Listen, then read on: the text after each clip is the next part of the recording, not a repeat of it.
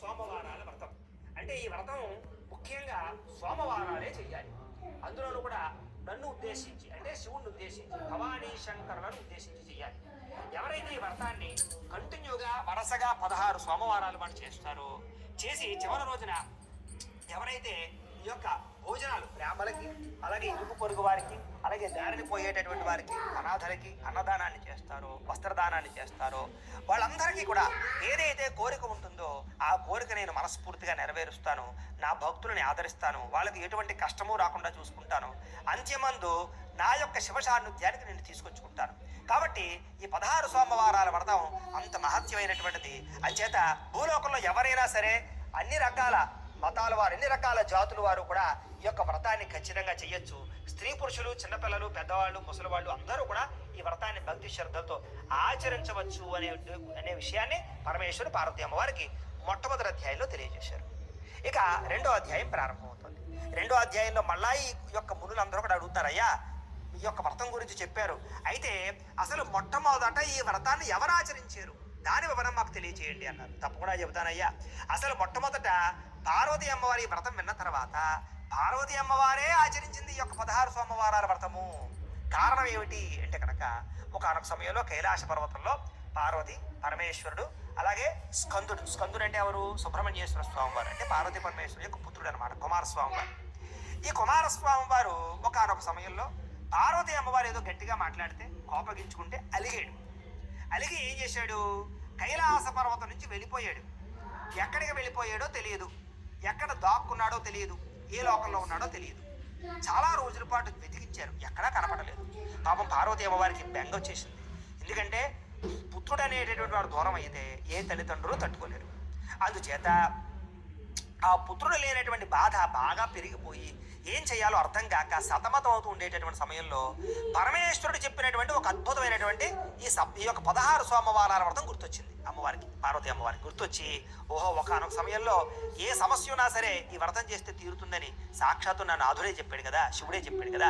అంచేత నేను నా కొడుకు ఇంటికి రావడానికి ఈ 16 సోమవారాల వ్రతం చేస్తాను అని పార్వతీ అమ్మవారు భక్తి శ్రద్ధలతోటి ఈ 16 సోమవారాల వ్రతాన్ని ఆచరించింది.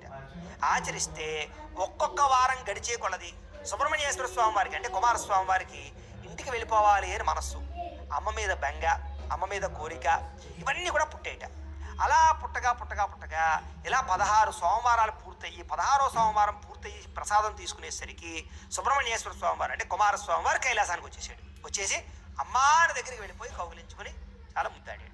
అంటే వెంటనే ఆ పార్వతీ అమ్మవారు కూడా కౌగిలించుకుని, ఎవరా నాన్న ఇన్ని రోజుల పాటు ఎక్కడికి వెళ్ళిపోయావు, నువ్వు లేకుండా నేను ఉండలేకపోయాను, తట్టుకోలేకపోయాను, నా అదృష్టం ఈ 16 సోమవారాల వ్రతమే నిన్ను నాకు రప్పించింది అని చెప్తే, అప్పుడు కుమారస్వామి వారు కూడా అదే చెప్పాడు, ఏమో తెలియదమ్మా, నాకు వారం గడిచేసరికల్లా నీ మీద బెంగ అది కూడా మొదలైపోయింది, నిన్ను చూడాలన్న తపన పెరిగిపోయింది, నాకు తెలియకుండానే, నా ప్రమేయం లేకుండానే నిన్ను చూడడానికి వచ్చేసానమ్మా అని కుమారస్వామి వారు చెప్పాడు. ఎప్పుడైతే ఆ రకంగా చెప్పాడో, ఇదంతా కూడా నాయనా, ఇదంతా కూడా 16 సోమవారాల వ్రత మహత్యం నాయన అని పార్వతీ అమ్మవారు కుమారస్వామి వారు చెప్పింది.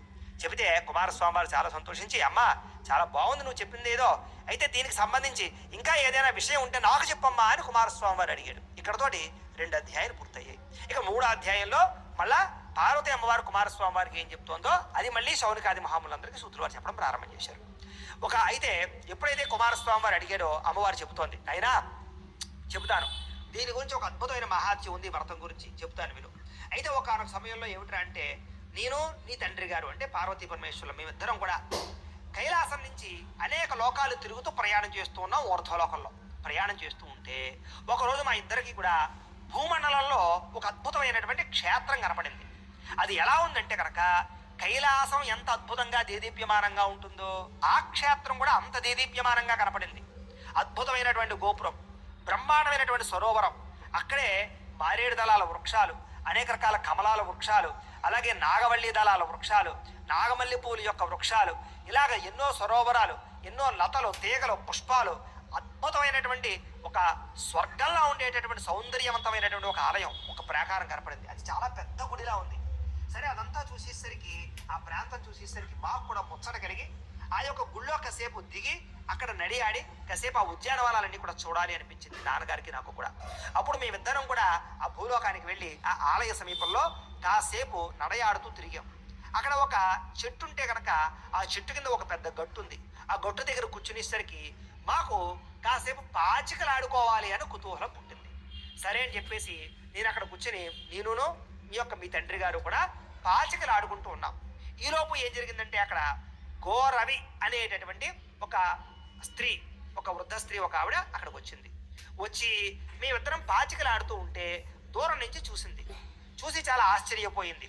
సరే అలా కాసేపు మేము పాచికలు ఆడుకుంటే నేను ఓడిపోయాను, మీ నాన్నగారు శివుడు నగ్గారు.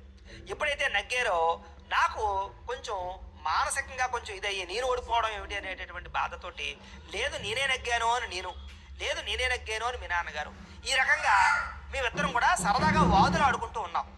ఆ ఓటమిని నేను అంగీకరించలేకపోయాను. అంగీకరించకుండా వాదిస్తూ ఉండేటటువంటి సమయంలో నేనే కావాలని అక్కడ ఉన్నటువంటి గౌరవి అనేటటువంటి స్త్రీని రమ్మన్నారు. రమ్మని, అమ్మా నువ్వు చూస్తూ ఉన్నావు కదా, మా ఇద్దరిలో ఎవరు నగ్గారు అని నేను అడిగాను. అయితే గౌరవి స్త్రీ పక్షపాతి కాబట్టి, అంటే ఆడవాళ్ళకే సపోర్ట్ చేయాలి అనేటటువంటి ఒక కుతూహలం ఉన్న కారణం చేత నిజంగానే శివుడు నగ్గినా కూడా ఆ యొక్క పార్వతీ అమ్మవారి కోసం అని చెప్పేసి పార్వతీ అమ్మవారు బాధపడకూడదనే ఉద్దేశంతో అమ్మా నువ్వే నగ్గేవమ్మా అని చెప్పేసి గౌరవి అబద్ధం ఆడింది. ఎప్పుడైతే ఆ రకంగా అబద్ధం ఆడిందో శివుడికి ఏమిటి, ఒక పరమేశ్వరుడి దగ్గర ఎదురుగుండా ఉండగా, లోకరాజుని అయినటువంటి నేను ఉండగా నా ఎదురుగుండా ఇలాంటి అబద్ధం ఆడతావా, అంచేత నా గురించి అబద్ధం ఆడేవు కాబట్టి, నా ఎదురుగుండానే అబద్ధం ఆడేవు కాబట్టి, అధర్మంగా వ్యవహరించావు కాబట్టి నీకు కుష్ఠిరోగం వచ్చుగాక అని శపించాడు. శపించి అక్కడే అంతర్ధానం అయిపోయాడు శివుడు. పార్వతీ అమ్మవారు ఉంది, శివుడు మాయమైపోయాడు అనమాట కోపంతో. ఎప్పుడైతే ఆ రకంగా అంతర్ధానం అయిపోయాడో అక్కడ గౌరవి చాలా బాధపడింది. వెంటనే అక్కడే కుష్ఠరోగం వచ్చేసింది. శరీరం అంతా కుళ్ళుగా మొత్తం ఒళ్ళు నిండా కూడా కురుపులు వచ్చేసాయి. అందవికారంగా తయారైపోయింది, మరగుజ్జు రూపంగా తయారైపోయింది, గూను వచ్చేసింది, కుష్ఠరోగం వచ్చేసింది. వెంటనే వచ్చేసరికి అక్కడే పార్వతీ అమ్మవారు ఉంటే పార్వతీ అమ్మవారిని పట్టుకుని చాలా బాధపడింది. అమ్మా నేను నిన్ను కాపాడడానికి నీ మీద అభిమానంతో, స్త్రీ పక్షపాతంతో నేను అబద్ధం ఆడాను, నాకు ఇలాంటి పరిస్థితి వచ్చేసింది, నన్ను నువ్వే కాపాడాలి అని చెప్పేసి పార్వతీ అమ్మవారిని విశేషంగా ప్రార్థన చేసింది. ఎప్పుడైతే ఆ రకంగా ప్రార్థన చేసిందో అప్పుడు పార్వతీ అమ్మవారు, కంగారు పడకు గౌరవి, నా నాదుడు సామాన్యుడు కాదు, ఆయన ముక్కోపి, ఆయన కోపం అంతా మొహం మీద ఉంటుంది, ముక్కు మీద ఉంటుంది అంతే, కానీ భోళాశంకరుడు ఆయన మళ్ళీ ప్రార్థన చేస్తే తిరిగి మళ్ళీ నీ శాపాన్ని పోగొడతాడు. అంచేత ఏం కంగారు పడకు, నా శంకరుడికి తాత్కాలిక కోపమే, ఎంతో కాలం నిలబడదు ఆ కోపం. అంచేత ఏం చేస్తావంటే నువ్వు ఒక పని చేయి, 16 సోమవారాల వ్రతం అని ఒక వ్రతం ఉంది. ఆ వ్రతం కనుక నువ్వు ఆచరిస్తే నీకు మళ్ళా ఈ రోగం పోయి నువ్వు చాలా ఆరోగ్యవంతంగా తయారవుతావు, నా మాట నమ్ము, నేను కూడా ఈ వ్రతాన్ని చేశాను, నేను కూడా ఫలితాన్ని పొందాను, కాబట్టి గౌరవి నువ్వు కూడా ఈ వ్రతాన్ని చెయ్యి అని వ్రత విధానం అంతా కూడా పార్వతీ అమ్మవారు గౌరవికి చెప్పింది. ఎప్పుడైతే అలా చెప్పిందో ఆ గౌరవి ఎంతో భక్తి శ్రద్ధలతోటి శివుణ్ణి చక్కగా ఆరాధన చేసింది. ఎప్పుడైతే ఆ రకంగా 16 సోమవారాలు పూర్తి చేసిందో ఒక వారం పూర్తి చేసేసరికల్లా తన శరీరం మారడం తయారవుతోంది, కొంచెం రోగం తగ్గుతోంది, కొంచెం కురుపులు అవి కూడా తగ్గుతున్నాయి. అలా పూర్తిగా 16వ సోమవారం పూర్తయి ప్రసాదం తీసుకునేసరికి పూర్తిగా అమ్మాయి సంపూర్తిగా మళ్ళీ యవనవతిలా తయారైపోయింది. అప్పుడు కూడా మానకుండా పార్వతీ అమ్మవారికి విశేషంగా ప్రార్థన చేస్తే అప్పుడు పార్వతీ అమ్మవారు ప్రత్యక్షమై, గౌరవి నువ్వు చేసిన 16 వ్రతాలు ఖచ్చితంగా నీకు అనుకూలించే, నీకు అనుగ్రహాన్ని పరమేశ్వరుడు కలగజేసి మళ్ళీ నీ రూపురేఖలన్నీ కూడా యథావిధిగా ఉండేలా చేశాడు. అయితే నువ్వు మళ్ళా నన్ను కూడా తిరిగి ప్రార్థన చేసావు కాబట్టి, నువ్వు నా భక్తురాలివి కాబట్టి, నన్ను కాపాడి ఆదుకున్నావు కాబట్టి, నాకు సహాయం చేసి సపోర్ట్ చేసావు కాబట్టి నేను కూడా నిన్ను అనుగ్రహిస్తున్నాను. నువ్వు భూలోకంలో గోరింటాకు పుష్పంగా అవతరిద్దువుగాక, నిన్ను ఎవరు ముట్టుకోకుండా ఉండుగాక, నీకు అలాంటి అనుగ్రహాన్ని వరాన్ని ఇస్తున్నాను అని చెప్పేసి ఆ గౌరవికి భూలోకంలో ఉండేటటువంటి గోరింటాకు చెట్టు పుష్పంగా అవతరించమని అనుగ్రహాన్ని ప్రసాదించింది. ఇక్కడతోటి మనకి చక్కగా 3 అధ్యాయాలు చక్కగా పూర్తయ్యాయి. అయితే మళ్ళా 4వ అధ్యాయం ప్రారంభమవుతోంది. శ్రద్ధగా వినడానికి ప్రయత్నం చేయండి అని శౌనకాది మహాములందరికీ సూత్రువారు చెప్పారు. మనం కూడా 4వ అధ్యాయం విందాం. అయితే ఒకానొక సమయంలో అమరావతి అనేటటువంటి ఒక అద్భుతమైనటువంటి ఒక రాజ్యం ఉండేది. అయితే ఆ రాజ్యంలోనూ కమలాక్షుడు అనేటటువంటి ఒక మహారాజు గారు ఉన్నారు. ఆ మహారాజు గారికి ఒక చాలా సౌందర్యమైనటువంటి పుత్రిక ఉంది, అంటే ఒక అమ్మాయి ఉంది. అయితే అమ్మాయికి యుక్త వయస్సు వచ్చింది. యుక్త వయస్సు రావడంతో అమ్మాయికి పెళ్లి చేద్దాం అనుకున్నారు. అనుకుని ఏం చేశారంటే పూర్వకాలంలో అంతా కూడా స్వయంవరాలే కాబట్టి ఒక స్వయంవరాన్ని ప్రకటించారు. ప్రకటిస్తే ఆ స్వయంవరానికి చుట్టుపక్కల ఉండేటటువంటి రాజ్యంలో ఉండేటటువంటి రాజకుమారులందరూ వచ్చారు. అయితే ఆ అమరావతికి దగ్గరలో ఉండేటటువంటి ఒక చిన్న కుగ్రామంలో శివమూర్తి అనేటటువంటి ఒక కుర్రాడు ఉన్నాడు. అతను ఏంటంటే పరమ శివభక్తుడు. ఎప్పుడు మెల్ల రుద్రాక్షలు వేసుకుంటాడు, నుదుటిన 3 నామాలు పెట్టుకుంటాడు, ఎప్పుడూ శివుని అర్చన చేస్తూ ఉంటారు. వాళ్ళ కుటుంబం అంతా కూడా శివభక్తులే, వాళ్ళందరూ కూడా శివభక్తులు అనమాట. అంచేత అలాంటి కుర్రాడు ఒక అతను శివమూర్తి. అతనికి ఏమిట్రా అంటే ఎన్నో ప్రయత్నాలు చేసినా కూడా వివాహం కుదరటం లేదు, సంబంధాలు రావటం లేదు, వివాహం కుదరటం లేదు. యుక్త వయసు వచ్చేసింది, దాటిపోయింది, యవనం కూడా తగ్గిపోతుంది. సరే ఏం చేయాలో అర్థం అవ్వలేదు. ఆ శివమూర్తికి కూడా బాధ కలిగింది. చిచ్చి, నేను ఎంత ప్రయత్నం చేసినా నాకు వివాహం అవ్వటం లేదు, ఇక నేను వివాహం చేసుకునే వయసు కూడా దాటిపోతుంది, అని చేత నేను ఇంకా వివాహం చేసుకునే ఉద్దేశం పోయి సన్యాసం తీసుకుంటాను అని చెప్పేసి తల్లి దగ్గరికి వెళ్ళి బాధపడ్డాడు. అమ్మ ఇంక నేను భరించలేకపోతున్నాను, ఇంక నా వల్ల అవ్వదు, అని చేత నాకు ఇంక వివాహం అయ్యే యోగ్యత నాకు లేదు, నాకు అర్థమైపోయింది, ఇంకా నేను సన్యాసం తీసుకుంటాను అని చెప్పాడు. చెప్తే అప్పుడు తల్లి చాలా బాధపడి, ఒరే నాయనా కంగారు పడకురా, ఎవరో చెప్పారు నాకు బ్రాహ్మలు 16 సోమవారాల వ్రతాన్ని కనుక చేస్తే ఎటువంటి కోరికైనా నెరవేరుతుందిట, వివాహాలు అవుతాయిట, సంతానాలు కలుగుతాయిట, ఉద్యోగాలు వస్తాయిట, ఇలాగ ఏ కోరికైనా నెరవేరుతుందిట. కాబట్టి నాయనా నీకు కూడా వివాహం అవుతుంది. కాబట్టి ఓ పని చేయి, లోపల శివుడి దగ్గరికి వెళ్ళు, ఆయన్ని ప్రార్థన చేయి, అయ్యా నేను నాకు వివాహం అవ్వడం కోసం 16 సోమవారాల వ్రతాన్ని చేస్తాను, ఆ వ్రతం దిగ్విజయం అవ్వడానికి అనుగ్రహించు అని చెప్పేసి సంకల్పం చేసుకో అని చెప్పాడు. సరే అని వెళ్ళి లోపలికి వెళ్ళాడు, శివుడికి దండం పెట్టుకున్నాడు.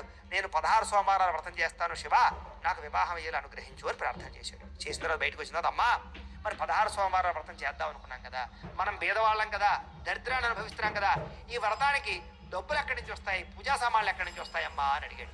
అడిగితే అప్పుడు తల్లి ఒక పని చెప్పింది, ఒరే నాయనా ఈరోజు అమరావతి అనేటటువంటి నగరంలో, మన పక్కనే ఉండేటటువంటి నగరంలో స్వయంవరం జరుగుతోంది. వాళ్ళ యొక్క కూతురికి స్వయంవరం జరుగుతోంది, రాజుగారి కూతురికి. అయితే స్వయంవరానికి వెళ్ళినటువంటి బ్రాహ్మలందరికీ కూడా ఆశీర్వచనం చేసినందుకు, మంత్రాలు చదివినందుకు ఎంతో కొంత దక్షిణలు ఇస్తారు. కాబట్టి ఒక పని చేయి, అక్కడికి వెళ్ళి నువ్వు నించో, నువ్వు కూడా మంత్రాలు అవి చదువు, నీకు ఎంతో కొంత తోచిన దక్షిణ ఇస్తారు, ఆ దక్షిణ పట్టుకొచ్చి ఆ డబ్బులతో నువ్వు వ్రతం చేసుకుంది కానీ అని చెప్పారు. అప్పట్లో రాజులను చక్కగా బ్రాహ్మలందరికీ కూడా ఇలాగ దాన ధర్మాలు చేసేవారు అనమాట, వాళ్ళ ఇంట్లో ఏ శుభకార్యం జరిగినాడు. అంచేత ఇతను కూడా ఏం చేశాడంటే శివమూర్తి చక్కగా వెళ్ళాడు, ఆ యొక్క పండితులందరి దగ్గర కూర్చున్నాడు, చక్కగా వేద మంత్రాలన్నీ కూడా పఠనం చేస్తూ ఉన్నాడు. ఈలోపు ఏం జరిగింది, స్వయంవరానికి ప్రకటన చేశారు. రాజకుమారులందరూ చక్కగా దర్బారులో కూర్చున్నారు. మహారాజు గారు వచ్చారు. సరే స్వయంవరానికి దండ ఇచ్చారు, అమ్మాయి చేతికి నీకు కావలసినటువంటి వరుని ఎంచుకోమ్మా అని పంపించారు. అమ్మాయి వస్తోంది, దండ పట్టుకుని అందరినీ చూస్తోంది. అందరూ కూడా రాజకుమారులు మెరిసిపోతూ ఉన్నారు, నగా నట్ర అంతా బ్రహ్మాండంగా ఉన్నారు, ఒక్కొక్కళ్ళు కూడా తేజస్సుతోటి. కానీ ఈ రాజకుమారికి ఎవ్వరూ నచ్చట్లేదు. చిట్ట చివరికి ఎవరు నచ్చారు అంటే కనుక ఈ శివమూర్తి అనేటటువంటి, ఈ వేదమంత్రాలు చదువుతున్నటువంటి, నుదుటిన నామాలు పెట్టుకుని మెళ్ళ రుద్రాక్షమాలు వేసుకున్నటువంటి, తేజస్సుతో వెలిగిపోతున్నటువంటి ఈ శివమూర్తి కనపడ్డాడు. ఇతనే అందంగా కనపడ్డాడు. ఇతనే పెళ్లి చేసుకోవాలి అనుకుని ఏం చేసిందంటే ఆ యొక్క దండ పట్టుకెళ్ళి ఆ యొక్క శివమూర్తి మెళ్ళలో వేసింది. ఎప్పుడైతే ఆ రకంగా మెళ్ళలో వేసిందో అక్కడ ఉండేటటువంటి వాళ్ళందరూ కూడా చాలా సంతోషించారు. ఎందుకంటే స్వయంవరం అంటే అక్కడ కండిషన్లు ఏమి ఉండవు, అమ్మాయి ఎవరిని నచ్చితే వాళ్ళు పెళ్లి చేసుకోవచ్చు, అది ఇంకా దానికి సంబంధించినటువంటి వర్ణాలతో సంబంధం లేదు. అని చేత శివమూర్తి మెడలో దండ వేసింది కాబట్టి అతనే వరుడు అని ప్రకటన చేశారు. సరే ఆ రకంగా ఇతనే వరుడు అని ప్రకటన చేశారు. శివమూర్తి కూడా చాలా సంతోషించాడు. తలుచుకోగానే నాకు ఈ పని అయింది ఏమిటి, ఇదంతా కూడా శివాజ్ఞ అనుకున్నాడు. ఇంటికి వెళ్ళాడు, తన తల్లితో చెప్పాడు, అమ్మా ఈరోజు స్వయంవరంలో కూర్చుంటే తెలియకుండానే రాజకుమారి నాకు వచ్చి దండేసింది, నన్ను వరించింది అని. చాలా సంతోషం నాన్న. సరే ఓ పని చెయ్యి అయితేను, ఎలాగ పెళ్లికి కొంతకాలం సమయం ఉంది కదా, పెళ్లి అంటే ముహూర్తాలు పెట్టాలి, పెళ్లి చేయాలి, కొంచెం టైం పడుతుంది కదా, ఈలోపు ఎలాగా నువ్వు మొక్కుకున్నావు కాబట్టి 16 సోమవారాల వ్రతం చేస్తానన్నావు కాబట్టి భక్తి శ్రద్ధలతోటి ఈ 16 సోమవారాల వ్రతం చేయవయ్యా అని చెప్పాడు. సరే ఇతను కూడా శివమూర్తి భక్తి శ్రద్ధలతోటి 16 సోమవారాల వ్రతాన్ని పూర్తి చేసి చివరి రోజులను అందరికీ కూడా ప్రసాదం పంచిపెట్టాలి కదా అని చెప్పి ఏం చేశాడంటే ఆ యొక్క రాజకుమారికి కబురు పంపించాడు. అంటే తన భార్యకి, కాబోయేటటువంటి భార్యకి కబురు పంపించాడు. ఏమని అంటే కనుక నాకు ఈ యొక్క బెల్లము, తేనె, గోధుమ పిండి, పూజా ద్రవ్యాలు ఇవన్నీ కూడా నాకు పంపించు అని కబురు పంపించాడు. పంపిస్తే ఈ అమ్మాయి ఏమనుకుంది, రాజకుమారి వీళ్ళందరూ కూడా ఏంట్రా లేని వాళ్ళు, నిరుపేదలు, వీళ్ళ ఆలోచనలు ఇలాగే ఉంటాయి, కోరుకోవడం కూడా రాదు వీళ్ళకి, అదో గోధుమ పిండిని, తేనెని, పంచదార అడుగుతున్నాడేంటి, చిచ్చి నా స్థాయి ఏంటో వీడికి తెలియటం లేదు, నేను రాజకుమారిని, పాపం అమాయకుల్లో ఉన్నాడు వీడు నా భర్త అనుకుని ఏం చేసిందంటే అవి పంపించడం మానేసి శుభ్రంగా నగ, నట్ర, డబ్బులు, వజ్రాలు, వైడూర్యాలు ఇవన్నీ కూడా పంపించింది. ఇతను ఏం చేస్తున్నాడు శివమూర్తి, చివరి రోజు 16వ సోమవారం ఇంకా వ్రతం పూర్తి చేసి ఆ వచ్చినటువంటి ఆ యొక్క ద్రవ్యాలతోటి విశేషంగా ప్రసాదం వండి స్వామివారికి నైవేద్యం పెట్టి అందరికీ పంచి ఆ వ్రతం పూర్తి చేద్దాం అనుకుంటున్నాడు. కానీ అవి రాకుండా వజ్రాలు, వైడూర్యాలు, మాణిక్యాలు వచ్చే ఇంటికి. దాంతోపాటుగా రాజకుమారు కూడా వచ్చింది అవి పట్టుకుని. వచ్చేసరికి ఇతనికి వ్రత భంగం అయ్యింది. ముఖ్యంగా ఎందుకంటే కావలసిన పూజా సామాగ్రి రాలేదు, అక్కలేనివన్నీ వచ్చాయి. వెంటనే వ్రతం భంగం అయిపోయింది. అంటే ఈశ్వరుని అవమానించినట్టు అయిపోయింది, వ్రత భంగం అయిపోయింది. ఆ కోపంతో శివమూర్తి ఏం చేశాడంటే, దుర్మార్గురాలా, నేను ఎంతో భక్తి శ్రద్ధతో 16 సోమవారాల వ్రతం చేసి నైవేద్యానికి కావలసిన సామాన్లన్నీ కూడా పంపించు అంటే నీ ధనగర్వంతో, నువ్వు రాజకుమారి అనేటటువంటి అహంకారంతో నాకు అక్కర్లేనటువంటి నగ, నట్ర, వజ్రాలు పంపుతావా? చిచ్చి, ఇలాంటిది నాకు అక్కర్లేదు. ఇప్పుడే నేను ఆజ్ఞాపిస్తున్నాను, నువ్వు వెళ్ళు, అడవిలో నువ్వు సంచరించుగాక అని చెప్పేసి అడవిలో నువ్వు సంచరించమని చెప్పేసి ఆజ్ఞాపన చేశాడు, చెప్పించాడు అనమాట. సరే ఇంకేం చేస్తుంది, ఆ సమయంలో భర్తతో సమానం కాబట్టి భర్త చెప్పింది అనుసరించవలసిందే. కాబట్టి ఏం చేసిందంటే అడవిలి పాలైపోయింది. అడవిలి పాలైపోయిన తర్వాత అలా అడవిలో తిరుగుతూ ఉంటే అక్కడ ఒక చిన్న కుగ్రామంలో ఒక పర్ణశాల వేసుకుని అక్కడ ఒక సాధువు గారు జపం చేసుకుంటూ ఉన్నారట. జపం చేసుకుంటూ ఉంటే అక్కడ ఈ అమ్మాయి కనపడింది. కనపడితే ఆయన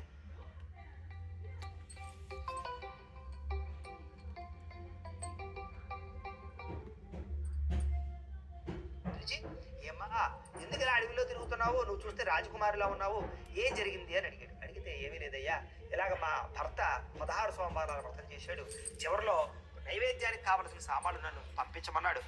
నా గర్వంతో, నా అహంకారంతో నేను వజ్రాలు, వైడూర్యాలు పంపించాను. అది తట్టుకోలేక నన్ను అడవిలి పాలైపోమని శపించాడు. అంచేత నేను అడవిలి పాలైపోయాను. మళ్ళా తిరిగి నా భర్త నిన్ను కలవాలనుంది అని చెప్పేసి అడిగింది. అడిగితే కంగారు పడకమ్మా, ఏదైతే సప్త శనివారాల అది ఏదైతే 16 సోమవారాల వ్రతం ఉందో ఆ వ్రతమే నువ్వు కూడా ఆచరించు.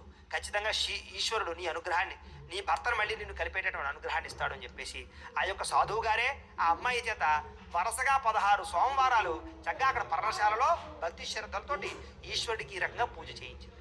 ఈ రకంగా పూజ చేస్తూ ఉంటే ఒక్కొక్క వారం దాటేసరికి ఈ యొక్క శివమూర్తికి మనస్సులో భార్య మీద కోరిక పుట్టింది, ఆ రాజకుమారి మీద ప్రేమ పుట్టింది, ఆకర్షణ పుట్టింది, ఎలాగైనా కలవాలనేటటువంటి కుతూహలం పుట్టింది.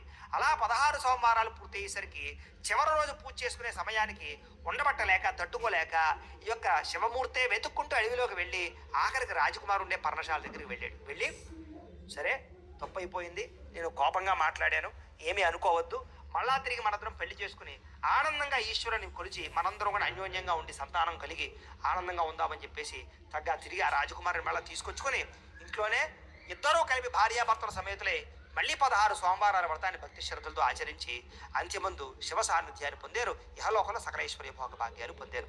ఈ రకంగా 4వ అధ్యాయం మనకి శౌనకాది మహాములందరికీ సూత్రుల వారు తెలియజేశారు. ఇప్పుడు మనం 5వ అధ్యాయాన్ని ప్రారంభం చేసుకుంటాం. శ్రద్ధగా వినండి. అయితే ఒకానొక సమయంలోనూ పూర్వకాలంలోనూ ఒక నగరంలోను, ఒక కుగ్రామంలోను గోవుల్ని కాచుకునేటటువంటి గోపాల బాలురు కొంతమంది ఉండేవారు. వీళ్ళందరూ కూడా ఏమిటంటే ఆవులను కాచుకుంటూ ఉండేటటువంటి వారట. అయితే కొంతకాలం తర్వాత వాళ్ళకి పరిస్థితి ఏమిటంటే కనుక వర్షాలు పడక క్షామం వచ్చింది, అంటే కరువు వచ్చిందనమాట. అంటే వర్షాలు పడకపోవడం వల్ల ఆవులకి తినడానికి గడ్డి కూడా సరిగ్గా లేదు, మేత దొరకటం లేదు, వీళ్ళకి పంటలు పండటం లేదు, తినడానికి తిండి కూడా సరిగ్గా ఉండటం లేదు, ఒక పూట తింటే ఒక పూట పస్తుంటున్నారు. ఇలాగ వాళ్ళందరూ కూడా ఆవులకి మేత కూడా దొరకని పరిస్థితిలో చాలా బాధపడుతూ ఉన్నారట. సరే ఇలా ఉంటే వాళ్ళందరూ కూడా ఆ గోపాల బాలుడు అంటే ఆవుల్ని కాచుకునేటటువంటి వాళ్ళందరూ కూడా ఒకరోజు ఒక మర్రి చెట్టు కింద కూర్చున్నారట. కూర్చుంటే అందులో ఒక అబ్బాయి పేరు, అతని పేరు శివలింగడు. అతను కూడా పరమశివ భక్తుడు. ఆ శివలింగడు అంటున్నట్ట, అయినా వాతావరణం అంతా బాగోలేదు, ఆఖరికి ఆవులకి గడ్డి కూడా దొరకటం లేదు, ఆవులు ఎండిపోయి శుష్కించిపోయాయి, మనం కూడా తినడానికి తిండి లేకుండా ఉన్నాం, కరువు వచ్చేసింది, అంచేత ఒక పని చేస్తే ఈ కరువు కాటకాలు పోతాయి, అంచేత మనందరం కూడా ఆ పని చేద్దామా అన్నట్టు. ఏమిటైనా పని అన్నట్టు. ఏమి లేదు, మా పెద్దలు చెప్తూ ఉంటారు, 16 సోమవారాల వ్రతం కనుక నూస్తే ఏ కోరికైనా తీరుతుంది అని చెప్తారు. అంచేత మనం ఓ పని చేద్దాం, ఈశ్వరుని కోసం 16 సోమవారాల వ్రతాన్ని చేద్దాం. చేస్తే ఆ ఈశ్వరుడు అనుగ్రహించి వర్షాలు కురిపిస్తాడు, సస్యశ్యామలం చేస్తాడు, పశువులకి గడ్డి దొరుకుతుంది, మనకి ఆహారం దొరుకుతుంది, అంచేత ఆ పని చేద్దామా అన్నట్టు. అక్కడుండే చిన్నపిల్లలు, గోపాల బాలురు అందరూ కూడా తప్పకుండా చేద్దాం, మరి ఈ యొక్క వ్రతం చేయాలంటే ఈ యొక్క డబ్బులు కావాలి కదా, లేకపోతే గోధుమ పిండి, ఆ తేనె, ఇవన్నీ, నెయ్యి, రకరకాల పంచదార, రకరకాల పూజా ద్రవ్యాలన్నీ కావాలి కదా, మరి ఇవన్నీ ఎక్కడి నుంచి వస్తాయి మనకి అన్నారు. అంటే ఏమి లేదు, పని చేద్దాం, మనం ఆవు పాలు అమ్మి ఆ పాలు అమ్మినటువంటి డబ్బులతోటే ఈ ద్రవ్యాలని కొని మనం అందరం కూడా శ్రద్ధగా ఈ చెట్టు కింద కూర్చుని మనం చక్కగా ఒక మారేడు చెట్టు కింద కూర్చుని ఈ యొక్క వ్రతం చేద్దాం అనుకున్నారు. అనుకుని వాళ్ళందరూ కూడా నిజంగానే పాలు అమ్మినటువంటి డబ్బులతోటి ఓ మారేడు చెట్టు కింద కూర్చుని భక్తి శ్రద్ధలతోటి 16 సోమవారాల వ్రతాన్ని పూర్తి చేస్తూ ఉన్నారట. అయితే ఒక వారం ఏం జరిగిందయ్యా అంటే కనుక వ్రతం అంతా పూర్తి చేసేసరికి ప్రసాదం తీసుకునే సమయంలో దారిని వెళ్ళిపోతూ ఒక బ్రాహ్మడు వెళ్తున్నట్టు. వెళ్తూ ఉంటే ఆ బ్రాహ్మణ దగ్గరికి వెళ్ళి, ఏమండి మేము 16 సోమవారాల వ్రతం చేసుకున్నాం, వ్రతం పూర్తయ్యాక ఈ ప్రసాదాన్ని అన్నదానాన్ని చేయమన్నారు, అంచేత మేము ప్రసాదాన్ని మీకు ఇస్తున్నాం, తీసుకోండి అని చేతులు పెట్టారట. పెడితే ఒరే నువ్వేమిటి నేనేమిటి, నేను బ్రాహ్మణ్ణి, మీరు నాకు ప్రసాదం ఇవ్వడం ఏమిటి, నేను తినవేమిటి అని ఏం చేశారంటే ఆ ప్రసాదాన్ని అలా విసురు కొట్టేశారు. సత్యనారాయణ స్వామి వ్రతంలో లాగా ఇక్కడ కూడా ఏంటంటే ప్రసాదాన్ని తిరస్కరిస్తే స్వామివారి కోపం వస్తుంది. ఇప్పుడైతే ప్రసాదాన్ని తిరస్కరించేశాడు, విసురు కొట్టేశాడు. శూద్రుడు నాకు ఇవ్వడం ఏంటి అనేటటువంటి తోటి విసురు కొట్టేశాడు. కొట్టేసి ఆ చేతితోటి ఇలా తుడుచుకున్నాడు. తుడుచుకుంటే చెమట పడితే తుడుచుకుంటే వెంటనే ఆ తుడుచుకున్నటువంటి ప్రదేశం అంతా కూడా కందిపోయి, ఎర్రగా కందిపోయి ఏదో తేనెటీగలు కుట్టేసినట్టు అయిపోయిందిట. తట్టుకోలేకపోతున్నాడు, విపరీతమైనటువంటి మంట వచ్చేస్తోంది. అడుగుతున్నాడు, ఒరే నైనా మీరు ఇందులో ఏమైనా విషం కలిపారు ఏమిట్రా, నాకు ఒళ్ళంతా మండిపోతోంది, ఏం జరిగింది అని చెప్పేసి బాధపడుతూ దొల్లేస్తున్నాడు, కింద పడిపోయి తట్టుకోలేకపోతున్నాడట. తట్టుకోలేకపోతుంటే అప్పుడు వీళ్ళందరూ కూడా చెప్పారట, ఏమయ్యా ఇది మేము చేసినటువంటిది ప్రసాదం, అని చేత ఇది ప్రసాదంగా నువ్వు భావించి కనుక నువ్వు తింటే నీకు ఈ దోషం పోతుంది అని చెప్పారట. చెబితే అప్పుడు ఏం చేశారంటే ఆ విసురు కొట్టిన ప్రసాదం ఎక్కడ పడిందంటే ఆవు పేడలో పడింది. అయినా సరే ఆ ప్రసాదాన్ని తీసుకుని కళ్ళగదుకుని నోట్లో వేసుకున్నాడు. ఎప్పుడైతే ఆ రకంగా నోట్లో వేసుకున్నాడో వెంటనే ఆ ప్రసాదం తీసుకున్నటువంటి మాహాత్యం చేత వెంటనే తనకు ఉండేటటువంటి రోగమంతా పోయింది, లోపల ఉండే దద్దులన్నీ పోయి మంటంతా పోయి మళ్ళీ తిరిగి మామూలు అయిందండి. వెంటనే అతడు బ్రాహ్మణుడు ఏం చేశాడంటే, నాయనా నేను బ్రాహ్మణ్ణి, మీరు శూద్రులు అనేటటువంటి బాధతోటి కారణంతో ఈ రకంగా చేశాను, ఇంకెప్పుడు నేను అలా చేయను అని భక్తి శ్రద్ధలతోటి ఆ బ్రాహ్మణుడు కూడా వాళ్ళతోటే కూర్చుని యథావిధిగా శాస్త్రోక్తంగా ఈశ్వరుని కొలిచి ఆ ప్రసాదాన్ని కళ్ళగద్దుకుని ఆ బ్రాహ్మణుడు కూడా ఇంటికి వెళ్ళి 16 సోమవారాల వ్రతాన్ని పూర్తి చేశాడు. అలాగే ఇక్కడ గోపాల బాలుడు కూడా ఈ 16 సోమవారాల వ్రతం పూర్తి చేసిన కారణం చేత ఈశ్వరుడు అనుగ్రహించి వాళ్ళకి బ్రహ్మాండమైన వర్షాన్ని కురిపించాడు. ఆ యొక్క ప్రాంతం అంతా కూడా సస్యశ్యామలమైంది. అలాగే ఆవులందరికీ కూడా చక్కని గడ్డి దాణా కూడా దొరికింది, వాళ్ళకి తినడానికి ఆహారం దొరికింది. అప్పటితో వాళ్ళందరూ కూడా చాలా సంతోషించి వాళ్ళకి ఎప్పుడు ఏ ఇబ్బంది కలిగినా, ఈతి బాధ కలిగినా, కరువు వచ్చినా, ఏమొచ్చినా సరే ఈ 16 సోమవారాల వ్రతం చేసి ఈశ్వరానుగ్రహంతో వాళ్ళకు ఉండేటటువంటి ఈతి బాధ ఇబ్బందుల నుంచి బయటపడ్డారు. ఈ రకంగా శౌనకాది మహాములందరికీ కూడా 5వ అధ్యాయంలో ఈ గోపాల బాలుడి యొక్క వృత్తాంతాన్ని తెలియజేశాడు. ఈ రకంగా ఎవరైతే ఈ 16 సోమవారాల వ్రతాన్ని చేస్తారో, చూస్తారో, ఈ ప్రసాదాన్ని తింటారో వాళ్ళందరికీ కూడా ఈశ్వరానుగ్రహం చేత ఎటువంటి కోరికైనా సరే ఖచ్చితంగా తీరుతుందయ్యా, అందులో సంశయము లేదు అని చెప్పేసి శౌనకాది మహాములందరికీ కూడా సూత్రుల వారు తెలియజేశారు. కాబట్టి కథ విన్నాం కాబట్టి అక్షతలు చక్కగా ఈశ్వరుడి మీద కొంచెం వేసుకుని మిగతా అక్షతలు మీ శిరస్సు మీద వేసుకోండి, మిగతావి మీ పిల్లల మీద, మీ కుటుంబ సభ్యుల మీద కూడా కొంచెం అక్షతలు వేయండి. అయితే ప్రేక్షకులకి చిన్న మనం ఏమిటయ్యా అన్నట్లయితే కనుక